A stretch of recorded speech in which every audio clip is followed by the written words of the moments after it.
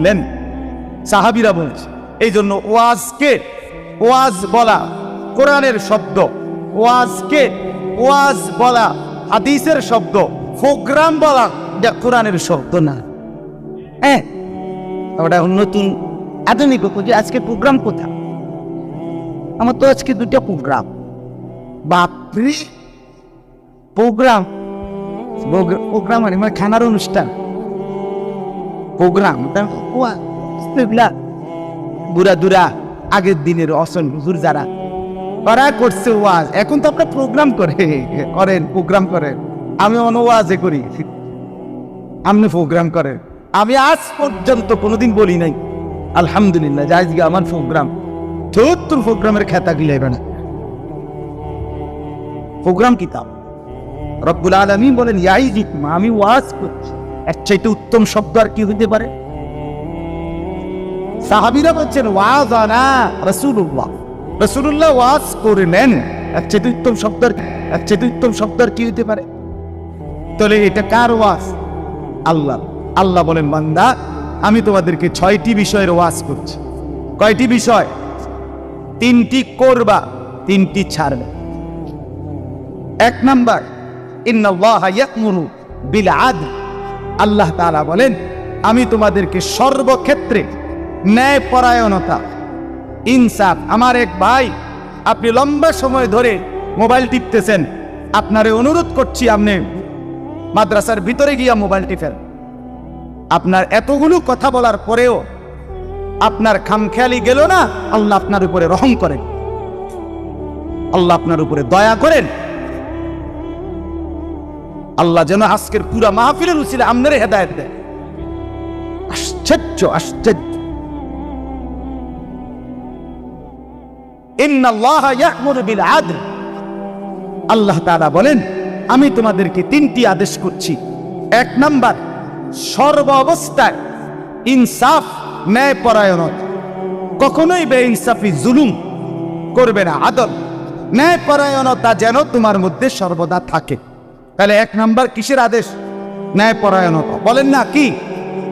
2 number ওয়াল ইহসান, ওই যে এই আল ইহসান, আল্লাহ বলেন আমি তোমাদেরকে আদেশ করছি সর্বাবস্থায় অপরের প্রতি দয়া, অপরের প্রতি সহমর্মিতা, অপরের প্রতি কল্যাণের। তুমি সর্বদাই অপরের প্রতি দয়া করো। 3 নাম্বার ওয়া ইতাইদিল কুরবা, সর্বাবস্থায় আত্মীয় স্বজন যারা তাদের হক আদায় করবে, তাদের সাথে উত্তম আচরণ করবে, তাদেরকে দান সদকা করবে, তাদেরকে আদর আপ্যায়ন করবে, তাদের খোঁজ খবর রাখবে। এই 3টা আল্লাহ বলেন 1 নাম্বার, হে আমার বান্দা আমি তোমাদেরকে আদেশ করছি সর্বাবস্থায় ন্যায়পরায়ণ থাকবে। কি থাকবে বলেন? ন্যায়পরায়ণ। 2 নাম্বার, সর্বাবস্থায় অন্যের প্রতি দয়া করবে। 3 নাম্বার, সর্বাবস্থায় আত্মীয় স্বজনের হক আদায় করবে, আত্মীয় স্বজনের সাথে সুসম্পর্ক সদয় ব্যবহার করবে। ওই 30 মাইল দূরে গিয়ে একখানে টিয়া দিয়া 30,000 টাকা দিয়া একটা স্লোগান লইয়া বাইতেছে, নারায়ে তাকবীর, জনাব বিশিষ্ট দানবীর অমক 30,000। সবাই কইছে মার হাবা, আবারে মার মার মার। ওটা কইছে যা বাইতে গেলাইছে 30,000।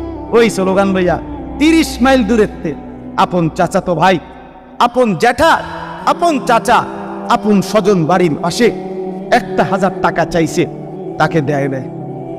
এটা তো স্লোগান দিতে হয়। এটা ইনসাফ, এটা কি না? আল্লাহ তাআলা বলেন আত্মীয় স্বজনের সাথে অন্যকে দান করা যেমন সওয়াব, তার চাইতে বেশি সওয়াব আত্মীয় স্বজনকে দান করা। আল্লাহ আমাদেরকে তৌফিক দান করে। তাইলে ন্যায়পরায়ণতা, অপরের প্রতি দয়া এবং আত্মীয় স্বজনের সাথে উত্তম আচরণ করা, হক আদায় করা। 2 নাম্বার আল্লাহ তাআলা বলে নিষেধ করছি 3টা। কয়টা? ওয়ায়ানহা আনিল ফাহশা। এই যুবক ভাই শুনো, আল্লাহর নিষেধ 1 নাম্বার, আল্লাহ বলে বান্দা আমি তোমাদেরকে নিষেধ করলাম সমস্ত অশ্লীলতা থেকে। তুমি মুমিন, তুমি আমার বান্দা, তুমি অশ্লীলতা করো। ফাহশা, অশ্লীলতা। অশ্লীলতা কি? তাফসীরের মধ্যে লিখছে, নারীকে কেন্দ্র করে যত গুনাহ সব অশ্লীল। শুধাই কথা বোঝেন নাই?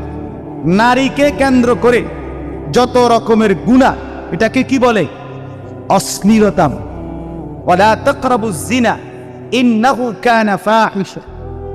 এই যে ওয়ালা তাকরাবুল ফাওয়াহিশা মা যাহারা মিনহা ওয়া মা বাতান ইন্নাস সালাতা তানহা আনিল ফাহশাই ওয়াল মুনকার। এই ফাহশা নারীকে কেন্দ্র করে, নারীর সাথে অবৈধ প্রেম, অবৈধ ভালোবাসা, নারীর ছবি দেখা, নাচ দেখা, নারীর গান শোনা, নারীর পিছনে পিছনে প্রেম করা, নারীর সাথে সম্পর্ক, অর্থাৎ বৈধ হালাল স্ত্রী ব্যতীত নারীর সাথে যে কোনো রকমের গুনাহ, এটার নাম হলো অশ্লীলতা। আল্লাহ বলেন, আমার বান্দা আমি এটা নিষেধ করলাম, এটা করুন, এটা করুন। আল্লাহ আমাদেরকে হেফাজত করেন, আল্লাহ আমাদেরকে হেফাজত করেন।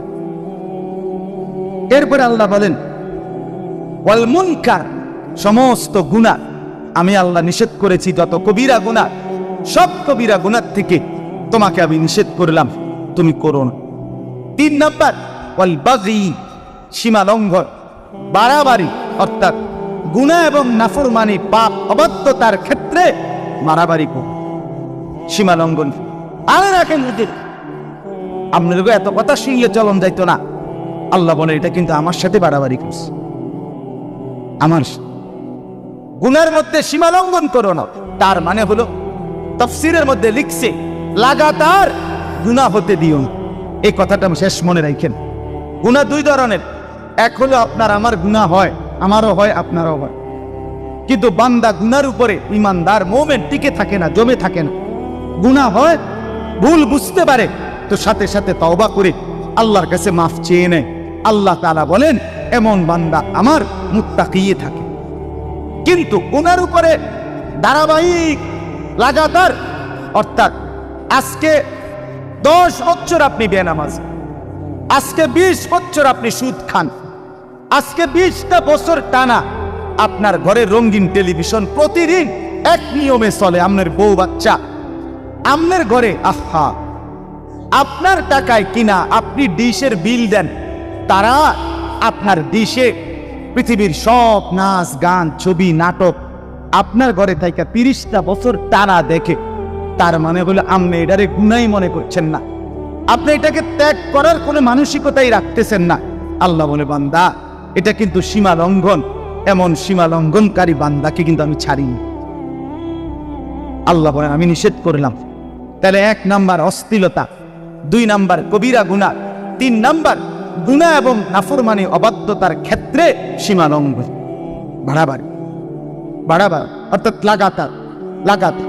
মুসলমানের যুবক, 1 সপ্তাহ তুমি কখনোই নামাজ পড়ো না, এটা কেমন মুসলমান বল?